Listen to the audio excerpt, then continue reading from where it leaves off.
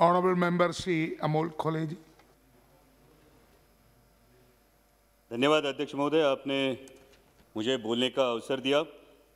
माननीय राष्ट्रपति जी ने अपने अभिभाषण में सरकार की कई सारी उपलब्धियों का उल्लेख किया और मैं उन उपलब्धियों के लिए सरकार का अभिनंदन करना चाहूँगा जिनका लाभ अंतिम पंक्ति में खड़े अंतिम व्यक्ति तक पहुँचा हो। राष्ट्रपति जी ने अपने अभिभाषण में नए संसद भवन के निर्माण की बात की, गर्व की बात है, लेकिन सवाल ये उठता है अध्यक्ष महोदय कि जिस देश की सार्वजनिक स्वास्थ्य व्यवस्था कोरोना की महामारी में बुरी तरह से एक्सपोज हुई हो, उस देश की प्राथमिकता क्या होनी चाहिए? नया संसद भवन या हर जिले में हर संसदीय चुनाव क्षेत्र में एक सुसज्ज अत्याधुनिक सार्वजनिक अस्पताल? देश की प्राथमिकता को नजर रखते हुए सिर्फ 22 एम्स से कुछ नहीं होगा। देश की प्राथमिकता को नजर रखते हुए पहले अस्पताल और फिर संसद भवन, इस पर आत्मचिंतन हो, ये मेरी गुजारिश है। Please silence, silence please. Bidur ji. और वैसे भी इस संसद भवन की मांग किसी ने नहीं की है, लेकिन हर सांसद मेरे इस बात से सहमत होगा कि हर संसदीय चुनाव क्षेत्र में एमपी लैड फंड के तहत होने वाले विकास कामों की मांग जरूर हो रही है। इसलिए मेरी दरख्वास्त है कि इस एमपी लैड फंड को अविलंब पूर्ववत किया जाए।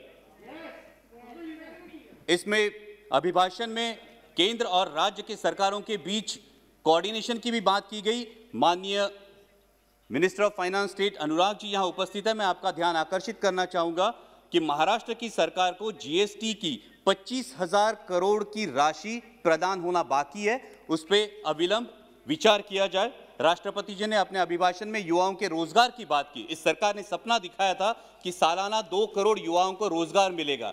अजी मिलना तो छोड़िए, जो हाथ में था वो भी चला गया। आज 1000 नौकरियों के लिए लाख युवा अप्लाई करते हैं और 4th क्लास की नौकरी के लिए ग्रेजुएट्स और पोस्ट ग्रेजुएट्स कतार में खड़े आते हैं। पहले नीम और अब नेशनल अप्रेंटिस जैसे प्रोग्राम, ये जो नीतियां हैं, ये देश के युवा वर्ग के लिए शोषण व्यवस्था साबित हो रहे हैं, क्योंकि पहले नौकरी लग जाती है, फिर माँ बाप शादी कर देते हैं और 2 साल में कंपनी ब्रेक दे देती है ताकि उसको परमानेंट ना करना पड़े और युवा के भविष्य में अंधेरा छा जाता है। इसलिए इन युवाओं के आक्रोश को समझे और इन नीतियों पर पुनर्विचार हो। इस अभिभाषण में और एक बहुत अच्छी बात की गई, वो है आत्मनिर्भर भारत की। जब हम सब ने सुना था कि देश को बिकने नहीं देंगे तो हर किसी को गर्व महसूस हुआ था, लेकिन शायद उसके बाद OLX का विज्ञापन कुछ ज्यादा प्रभावशाली साबित हुआ और वो नीतियों में भी दिखने लगा। बेच डाल, BPCL बेच डाल, BSNL बेच डाल, एयरपोर्ट्स बेच डाल, सीपोर्ट्स बेच डाल। अब डर लगने लगा है कि यह आत्मनिर्भर भारत की बात हो रही है या फिर चुनिंदा पूंजीपति निर्भर भारत की। मैं सचेत करना चाहूंगा कि इस प्रकार से मुक्त अर्थव्यवस्था के आड़े में अगर हम क्रूनी कैपिटलिज्म को बढ़ावा देकर देश के संसाधन चुनिंदा पूंजीपतियों के हाथ में सौंप दे तो देश की आने वाली पीढ़ियां हमें कभी माफ नहीं करेंगी। इसमें राष्ट्रपति जी के अभिभाषण में किसानों की योजनाओं की बात की गई, लेकिन आज जो हमारे अन्नदाता, हमारे किसान भाई दिल्ली की सरहदों पर आंदोलन कर रहे हैं, जिसमें 200 से भारतीय, मैं भारतीय कहूंगा, 200 से भारतीय शहीद हुए, उनके प्रति कोई संवेदना इस अभिभाषण में नहीं दिखाई दी। यह आश्चर्यजनक है। गणतंत्र दिवस पर जो घटना घटी उसकी आलोचना अभिभाषण में हुई। हिंसा का कोई समर्थन नहीं हो सकता, ना ही होना चाहिए, लेकिन उसके उपलक्ष्य में, sir please let me continue, हिंसा का कोई समर्थन नहीं हो सकता, ना ही होना चाहिए, लेकिन उसके उपलक्ष्य में इस किसान आंदोलन को बदनाम करने की जो साजिश रची गई वो निंदनीय है। पहले बताया गया कि सिर्फ पंजाब के किसान हैं, फिर बताया गया कि ये तो आड़तीय है, फिर बताया गया कि ये खालिस्तानी है। Please sit down. Bidur ji, honourable member Bidur ji, बैठिए। Bidur ji please take your seat. Bidur ji, honourable member please take your seat.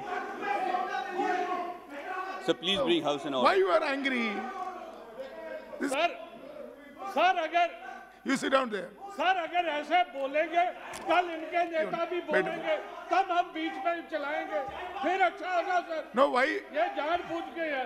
Whenever you, Bidur ji, whenever you will speak, at that time, that time you can tell everything. Why you are stand up every time? Thank you sir. Please. Sir, गणतंत्र दिवस में जो घटना घटी उसकी आलोचना अभिभाषण में हुई। हिंसा का कोई समर्थन नहीं हो सकता, ना ही करना चाहिए, लेकिन उसके उपलक्ष्य में इस किसान आंदोलन को बदनाम करने की जिस तरह से साजिश रची गई वो निंदनीय है। पहले बताया गया ये तो सिर्फ पंजाब के किसान है, फिर बोला गया कि ये तो आड़ती है, फिर बोला गया ये खालिस्तानी है, और फिर तथाकथित आईटी सेल ने और मीडिया के कुछ नुमाइंदों ने उन्हें देशद्रोही करार दे दिया। मैं पूछना चाहूंगा कि सर, जो बाप अपने 18 साल के नौजवान बेटे को बोलता है उठ तुझे फौज में भर्ती होना है, तूने बेल्ट की नौकरी करनी है, जो मां अपने बेटे को बॉर्डर भेजते हुए बोलती है कि अगर दुश्मन ने देश पे गोली चलाई तो तूने अपना सीना आगे कर देना है, तो वो देशद्रोही कैसे दिए जाते हैं? सर, आज बेटा सियाचिन में -डिग्री सेल्सियस में देश की रक्षा कर रहा है और उसका 70 साल का बूढ़ा बाप दिल्ली की सरहदों पर अपने हक के लिए कड़ाके की सर्दी में आंदोलन कर रहा है, तो किस मुंह से बोलेंगे जय जवान जय किसान? और सर, आज तो देश को 2 नए शब्द मिले हैं, उसमें से एक है आंदोलन जीवी। मैं शुक्रगुजार हूं इस शब्द के लिए, कारण महाराष्ट्रातले भाजपचे नेते सतत उठसूट आंदोलन करत होते, त्यांना काय म्हणायचं ते आम्हाला या शब्दामुळे कळलं। पण ज्या कष्टकरी वर्गासाठी आमचे बाबा आढावांसारखे सामाजिक कार्यकर्ते वयाच्या 90 ठामपणे उभे राहतात, ते मात्र महाराष्ट्राचा अभिमान है। लेकिन मैं पूछना चाहूंगा सर आपके माध्यम से कि जिस देश की स्वतंत्रता की बुनियाद ही आंदोलन हो, उस देश में इस बात का प्रयोग कैसे किया जा सकता है? सिर्फ 1 मिनट में कंक्लूड करूंगा सर। यहां पे कई माननीय सदस्य बोलते हुए उन्होंने परराष्ट्र में जिन्होंने अच्छी बात की उसकी सराहना की, लेकिन ये कैसी विडंबना है सर, जब ब्राजील के राष्ट्राध्यक्ष संजीवनी की उपाधि देंगे तो हम खुश होंगे, जब अमेरिकी पूर्व राष्ट्राध्यक्ष हाउडी मोदी बोलेंगे तो हम तालियां बजाएंगे, और जब कोई विदेशी मानवता के दृष्टिकोण से किसान आंदोलन पर टिप्पणी करेगा तो फिर वो फॉरेन डिस्ट्रक्टिव आइडियोलॉजी हो जाती है। सर, ये बैरिकेड्स लगाना, ये फेंसिंग करना, ये किस प्रजातंत्र का लक्षण है?